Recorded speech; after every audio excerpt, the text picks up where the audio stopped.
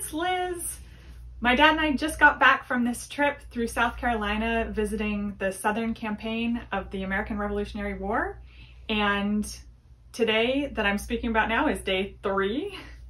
We visited today the Kings Mountain Historic Site and the Cowpens Historic Site, or National Battlefields, I'm not sure exactly which one.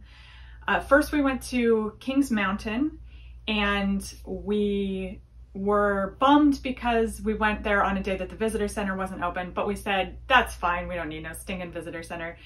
There are plaques to read, interpretive signs. So we went and read a couple of them and saw that there was a 1.5 mile paved loop trail. And I said to my dad, oh, we don't need to do that, that's too long.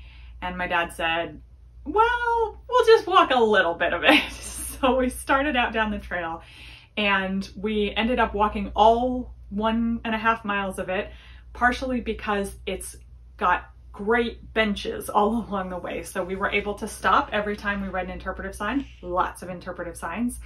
And so each of those gave us a chance to lean and rest. And then anytime we needed a bench, there was a bench right there. So we enjoyed learning about the battle at Kings Mountain, and we enjoyed seeing all of that trail together. And there was a beautiful monument that we got to see.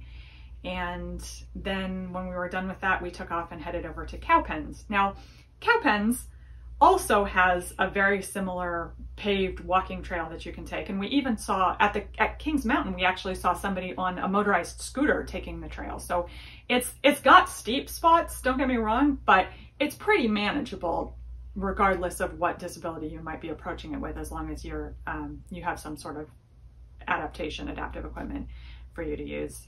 My dad actually didn't even take his cane because we had all those nice benches. But when we went to Cowpens, they have a similar paved trail there, and it's also got the interpretive signs and stations similar to Kings Mountain where kids can interact with the history in a way that's directed right towards them. So for example, they had sort of like a statue, but it was just flat, of a man holding a musket, and the musket was removable from that place and attached by a chain, so the kid could take the musket and stand in the footprints and aim the musket and see where they would experience what it would be like to be in that space and holding a musket. So both Kings Mountain and Cowpens had features like that along their trails. At Cowpens, we didn't take the walking trail this time.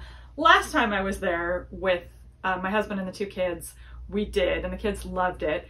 But this time we had worn ourselves out a little bit with the 1.5 miles at Kings Mountain, so we went ahead and took the auto loop trail instead.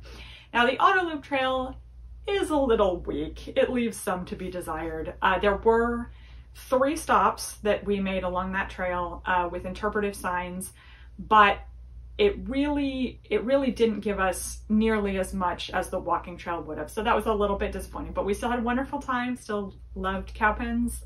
Kings Mountain, had a wonderful day. That was our day 3.